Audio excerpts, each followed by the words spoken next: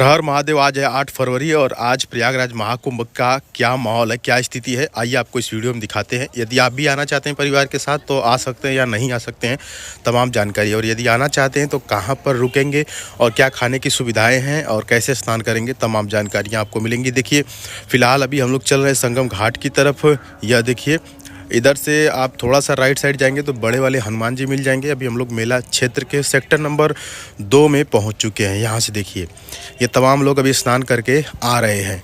तो कई लोगों के मन में यह भी सवाल है कि क्या प्रयागराज महाकुंभ में जो भीड़ थी वो ख़त्म हो चुकी है, कम हो चुकी है, कि अभी भी उतना ही भीड़ है।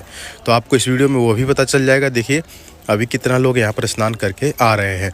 दरअसल सभी लोग यही सोच रहे थे कि जब अमृत स्नान ख़त्म हो जाएगा तो उसके बाद जो है कि हम लोग चलेंगे स्नान करने। तो उसके बाद की यह स्थिति आप देख सकते हैं। और ऐसे में एक ही सोच रखने वाले सभी लोग जो हैं कि अब एक ही साथ आ रहे हैं। आप देख सकते हैं कि भीड़ पहले से कम नहीं है। हालांकि जो अमृत स्नान में भीड़ हो रही थी उससे थोड़ी कम है, लेकिन फ़िलहाल अभी भी आप देख सकते हैं कि तमाम लोग यहाँ पर भरे हैं। और प्रतिदिन कम से कम 40 से 50 लाख लोग यहाँ पर स्नान कर रहे हैं। तो ये देखिए कितना ज़्यादा भीड़ अभी फ़िलहाल ये स्नान करके आ रहा है। अभी यहाँ से जो संगम क्षेत्र है वो करीब 1 किलोमीटर से ऊपर है, लेकिन फिर भी 1 किलोमीटर लंबी यहाँ भीड़ है और सभी स्टेशनों पर यही स्थिति बनी हुई है अभी भी। तो आइए हम लोग संगम घाट की तरफ चलते हैं, जो कि गंगा यमुना सरस्वती का संगम है और जहाँ पे स्नान लोग करते हैं और वहीं पे स्नान भी आपको करना चाहिए। देखिए फ़िलहाल यहाँ पर सफाई कर्मी भी झाड़ू लेकर के जा रहे हैं और यह स्थिति बनी हुई है। देखिए महाकुंभ से यदि आपको गंगा जल लेकर के जाना है तो आप अपने घर से कोई डिब्बा लेकर के आएंगे तो सही रहेगा। नहीं तो यहाँ पर यदि आप डब्बा खरीदते हैं तो कम से कम 100 से 150 रुपये आपको देना पड़ेगा। ये देखिए संगम द्वार है, संगम द्वार से हम लोग अंदर चलेंगे तो संगम घाट पे स्नान करेंगे। देखिए कई लोग ऐसे हैं ना जो गंगा के किनारे स्नान करके चले जा रहे हैं, तो कई लोग यमुना के किनारे भी स्नान करके चले जा रहे हैं। लेकिन आप हमारी वीडियो देख रहे हैं तो आपको बता दें कि संगम द्वार से ही आपको अंदर जाना है और संगम घाट पर ही स्नान करना है। संगम घाट का अपना अलग महत्व है।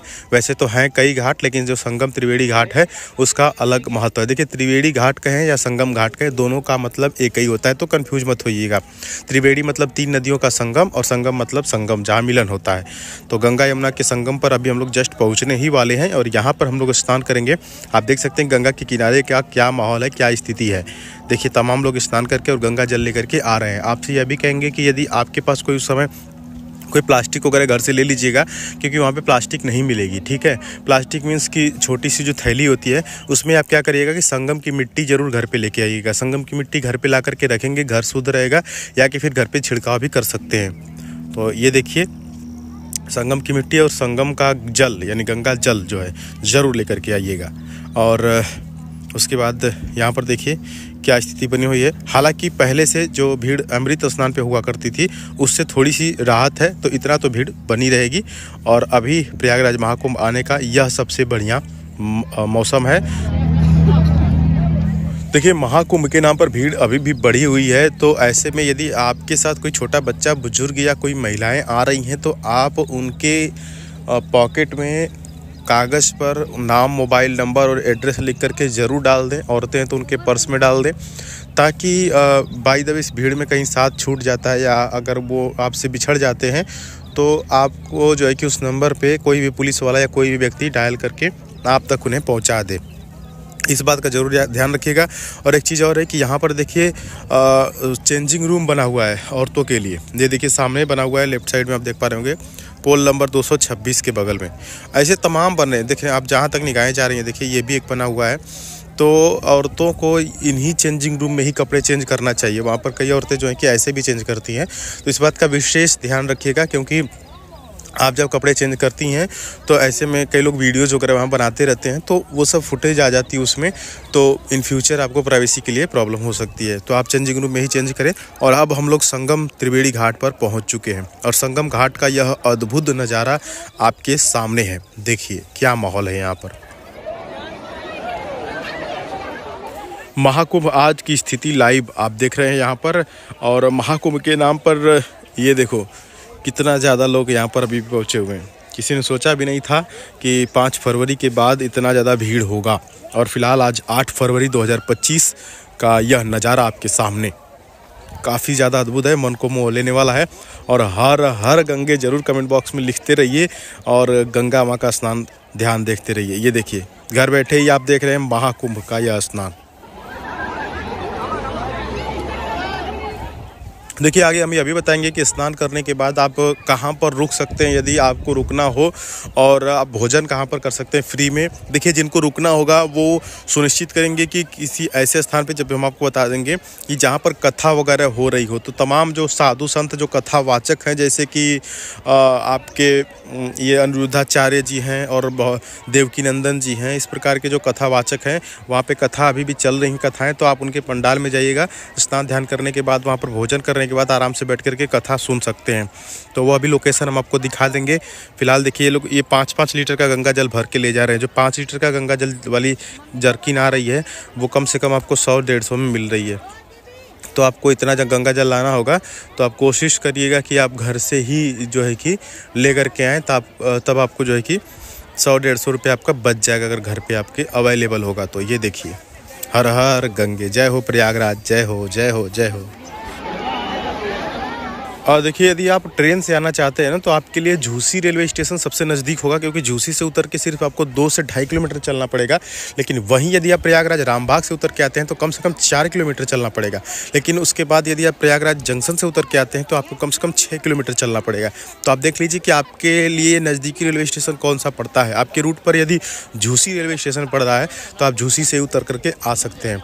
और वैसे भी अब धीरे धीरे साधन वगैरह भी मिलना शुरू हो गए हैं, कहीं कहीं से ऑटो वगैरह भी चल रहे हैं, तो आप उसका भी सहारा ले सकते हैं।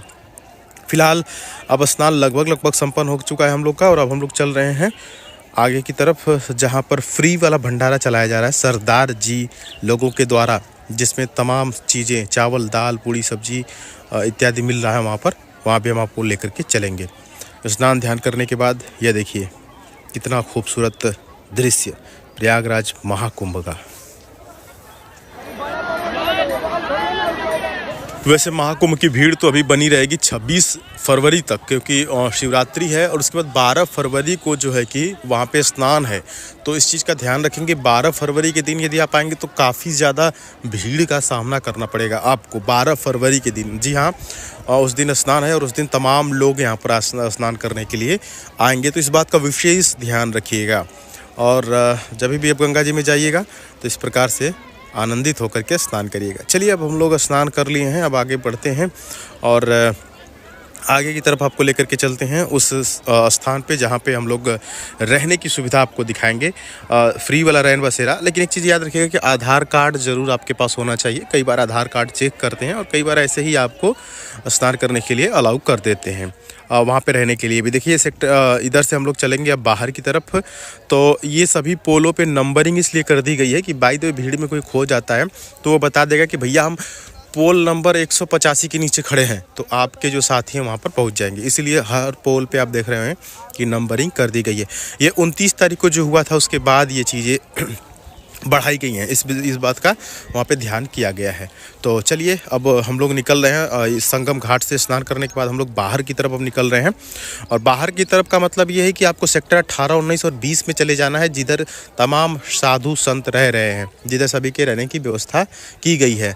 तो तमाम साधु संत के बीच में यदि आप जाएंगे तो स्नान करने के बाद उनका दर्शन करेंगे और उनका आशीर्वाद लेंगे, और साथ ही साथ हो सके तो दान पुण्य भी वहाँ पर कर सकते हैं। और यह नज़ारा देखिए, वॉच टावर भी हर जगह पे बनाया गया है, महिलाओं के लिए चेंजिंग रूम भी बनाया गया है और तमाम शौचालय भी बनाए गए हैं।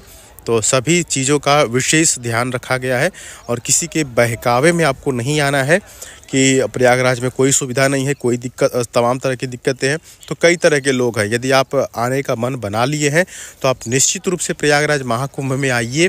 यहाँ पर तमाम सुविधाएं हैं। 1 लीटर का बॉटल यदि आपके पास होगा तो सिर्फ 1 रुपया डाल करके आप उसमें जो है कि फ्री में पानी ले सकते हैं। जी हाँ, वाटर ATM भी लगा हुआ है। 1 रुपये में आपको फ्री में पानी भी वहाँ पर मिल रहा है। 1 रुपये में भी कहीं मिल रहा है, कहीं फ्री में भी। ऐसे सिर्फ बटन ऑन कर दिए हैं, आप वहाँ से RO का पानी, शुद्ध पानी जो है कि भर लेंगे और आपको पीने के लिए वहाँ पर मिल जाएगा। और खाने के लिए अभी हम चलिए आपको प्रत्यक्ष दिखाते हैं। कहते हैं ना कि प्रत्यक्ष को प्रमाण की ज़रूरत नहीं होती है, तो किसी के बहकावे में नहीं आना है, आपको हमारे ऊपर विश्वास करके आना है कि कोई भी दिक्कत आपको प्रयागराज महाकुंभ में नहीं होने वाली है। हाँ, थोड़ी सी पैदल चलनी पड़ेगी भाई। देखिए, पैदल चलना इसलिए पड़ेगा क्योंकि जहाँ भीड़ है वहाँ तो पैदल चलना ही पड़ेगा। तो बाकी आपका एक भी रुपया आपका खर्चा नहीं होने वाला है, ठीक है, प्रयागराज महाकुंभ में। तो आपको स्नान आदि करने के बाद पीपा पुल के माध्यम से गंगा उस पार चले जाना। देखिए, पीपा पुल से हम चल रहे हैं गंगा उस पार, और ये झूसी वाला जो ब्रिज देख रहे हैं ना, इसको शास्त्री ब्रिज भी बोलते हैं और झूसी वाले बोलते हैं।